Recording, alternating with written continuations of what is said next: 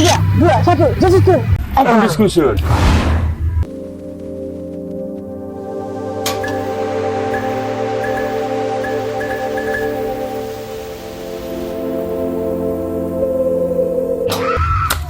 Assalamualaikum warahmatullahi wabarakatuh. Waalaikumsalam warahmatullahi wabarakatuh. Kita hari ini kita kembali lagi. Sekian lama kita tidak membuat apa ya, buat diskusi ya, forum diskusi. Nah, diskusi hari ini sangat menarik. Kita kedatangan bukan tamu spesial. Kita yang datang. Mendatangi Iya. seorang pengusaha, dosen juga, Alhamdulillah. dan banyaklah ilmu yang kita. Di Alhamdulillah. sini ada Bang Noir. Lanjut Ya, Ya, betul. Bang Noir ya. Iya, betul. Saya akan perkenalkan dulu, Bang. Wah, bismillahirrahmanirrahim. Assalamualaikum warahmatullahi wabarakatuh. Waalaikumsalam warahmatullahi. Perkenalkan, nama saya Noir. Saya tuh kalau dikenal di Indonesia, meskipun nggak seluruhnya ya. Oh iya, tapi ada ekspor impor ya. 0,01% mungkin ya. Yang mengenal saya Noir itu adalah sebagai pengusaha kopi. Oh iya. Karena memang saya branding diri itu pengusaha kopi. Nah, tujuannya apa? Agar orang-orang kalau mau cari kopi itu harapannya nanya ke saya gitu. Iya, betul, Nah, betul. sehingga saya bisa jual produk ke orang yang nanya itu gitu ya. Nah, alamat di Medan Amplas. Jadi dekat Medan Amplas, masuk Jalan Selambo. Nanti kalau kita telusuri di Google Kopi Gayo, Itu udah langsung nampak itu ya. biasanya langsung ya. langsung map kita itu yang muncul, apalagi dispesifikkan Kopi Gayo Medan. Nah, gitu. Nah, kemarin ada bule yang datang ya sini dari Jakarta, beli green bean. Satu hari sebelumnya ada orang Jakarta juga beli green bean juga. Kita tanya, dari mana tahu kami ada di sini jual green bean varietas asli gitu, dari Gayo, dari Google Map katanya. Dari Google Map. Dari negara mana tuh? Kalau dia sih bulenya orang Indonesia tapi suka keliling luar negeri. Keliling luar negeri. Jadi harapannya karena branding kopi tadi dia bisa sampaikan sama teman-teman di luar negerinya dan kita bisa ekspor ya. Amin. Asik. Itu. Foto ada ya, nanti kita kirim ke admin untuk ditampilkan foto bule dengan saya. Nanti bisa saya Itu kirimkan. dia bahasa Indonesia. Saya bahasa Inggris gitu kan, rupanya dia bahasa Indonesia. Tapi anaknya yang cewek dan menantunya yang cowok nggak bisa bahasa Indonesia. Mereka datang bertiga kemarin. Nah, itu perkenalan ya. Perkenalan selanjutnya, alamat tadi udah. Usia sekarang 37. Istri baru 1, anak sudah 4. Masih muda ternyata ya. Iya. 37. Wah, berapa? Aku masih 19 tahun.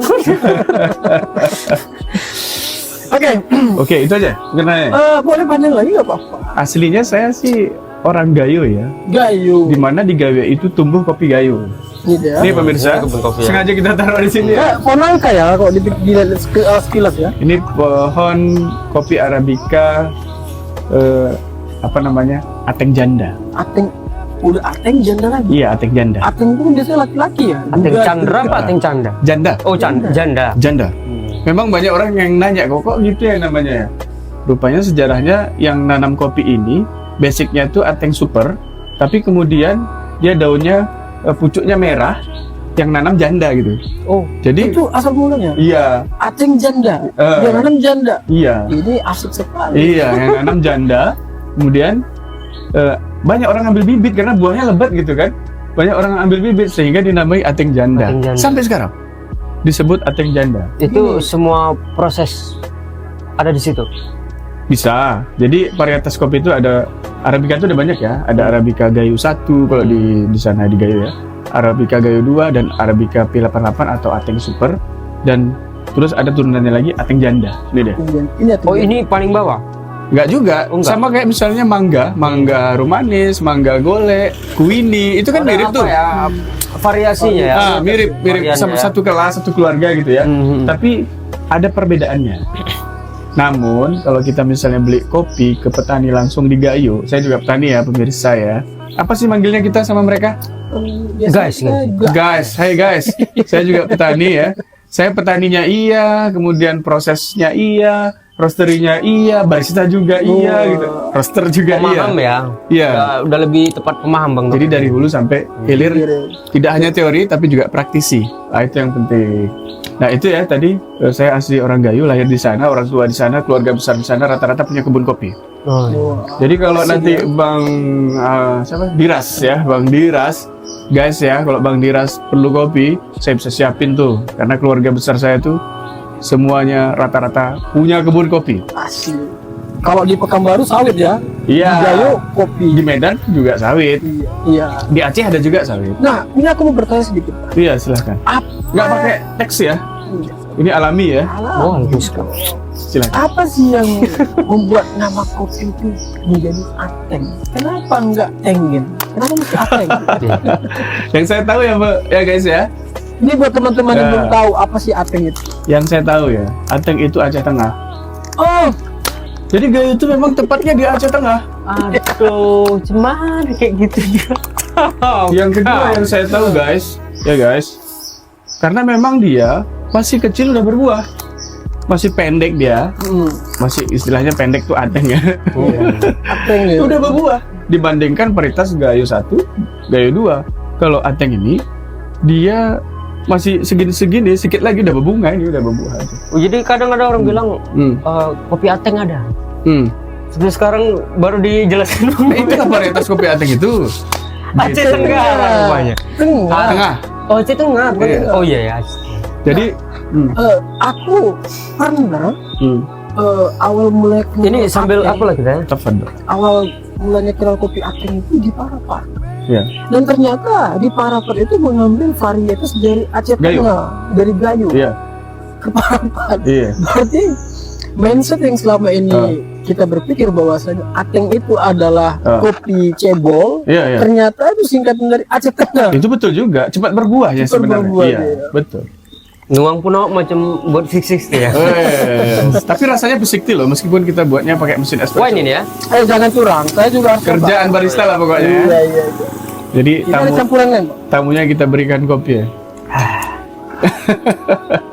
Nah, ada menarik nih. Saya teringat tadi cerita Parapat ya. Jadi di Parapat itu waktu kami itu jalan-jalan ke Brastagi ya. Ah, itu Brastagi terus ke Parapat itu ada namanya varietas kopi Sigara Lutang. Pernah dengar nggak?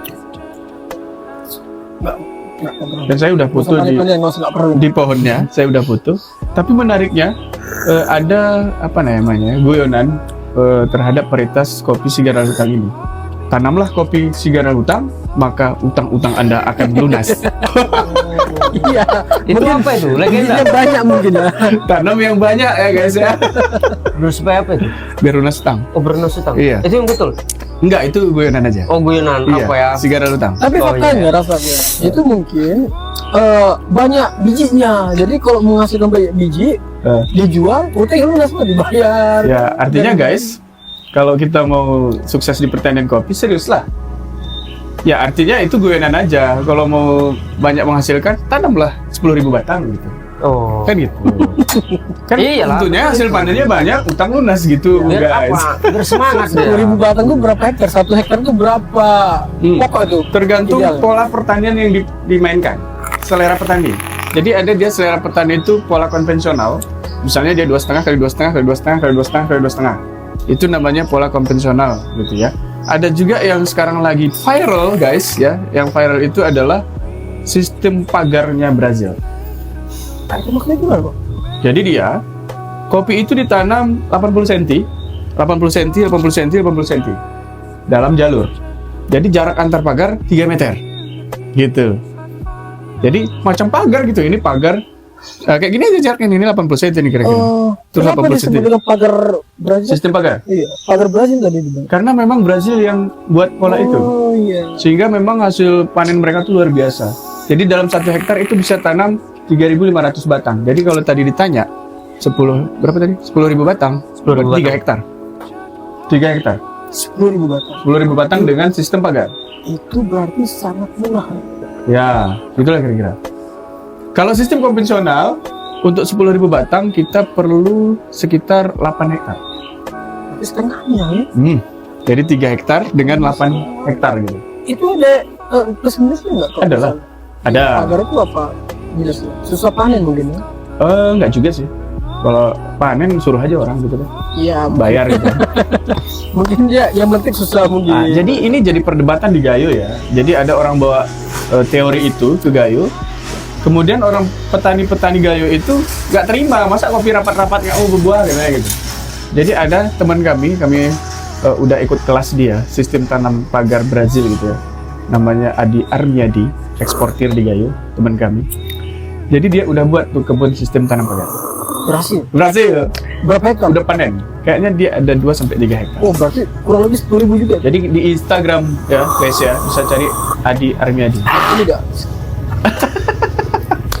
Oke. Nah, itu yang dipublis selalu sistem tanam pagar Made.